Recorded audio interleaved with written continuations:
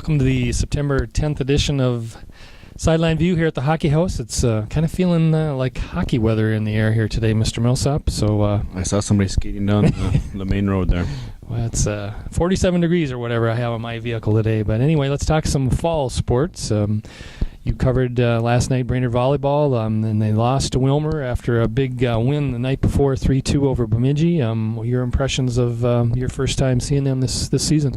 It's nice to see Teddy Ramberg back and healthy. She's missed the last 2 seasons with a knee injury, so nice to see her out there. She's definitely a force. Like I tweeted, she planted the ball and some people. She really brings it down, but they did have trouble with Wilmer's outside hitters, and that's kind of what the difference was. Wilmer had 2 really good hitters. One girl finished with 25 kills, so that was the difference. That's why they lost 3-1 to Wilmer last night. So we'll see what adjustments they make on their block. I guess that was kind of the issue, so we'll see what the rest of the season holds. In my limited volleyball experience, which is extremely limited, I've been surprised about when somebody slams one, and how it doesn't feel very good. If you get hit in a certain like a face or even your hands take a beating.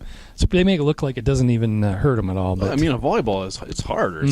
I wouldn't want to get hit by one, so I feel for these girls, but I still laugh a little bit too.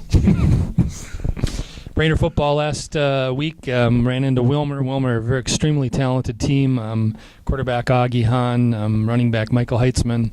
Hahn was over 135 yards rushing, and I think he was around 120 passing, and Heitzman was over 200 yards, and they both scored a couple of touchdowns, and Hahn threw for 2 more, and they really had a veteran offensive and defensive line, and it showed. They really ran the ball well, threw it well.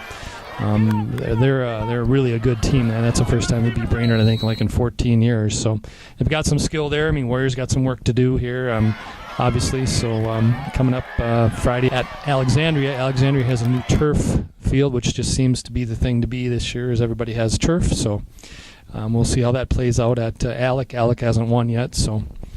Brainerd trailed 19-0, but they came back and got the lead. They did. They came back and went ahead 2019, and then they gave up 20 more or so. So it was just kind of a roller coaster game, and like you and I have talked about, with everybody running spread and hurry up. It's like I counted up 137 plays, I think, between those 2 schools. The game took like almost 2.5 hours, and these games are really going long. You saw Piers play, and pretty much the same thing there. Yeah, it was sort of the same thing. Piers dominated the first half. They got up to a 28-0 lead, and then Maple Lake scored the next 3 touchdowns, 21. The last one coming with 7 seconds left in the game, though. They ran out of time to make a complete comeback. But yeah, the teams are passing a lot more, and what happens is on an incomplete pass, it's the clock stops, and so the game is certainly a lot longer than when you got 2 running teams. And if you throw penalties in there with all that, it gets to be a long night. Yep. So I guess Central Lakes College, big victory last week. Every year beating Rochester is a big feather in their cap. Those teams now, CLC's in the north and Rochester's in the south. CLC's been in the south now for a number of years, switched back to the north. I would expect those teams will be back in the championship game at St. Cloud State here early November, so I'm sure they'll see each other again. New opponent for the Raiders this week, though. Yeah, it's Dakota College, I think, Bottineau, North Dakota. I know 2 new schools came in, 2 North Dakota schools. I think North Dakota State College of Science is the other one. Correct. And both of those schools, I think both of them did go in the south. I'm not really sure there, but yeah, some different opponents for them, and they're playing over there this week, so they're 2-0 right now, and they're off to a really good start.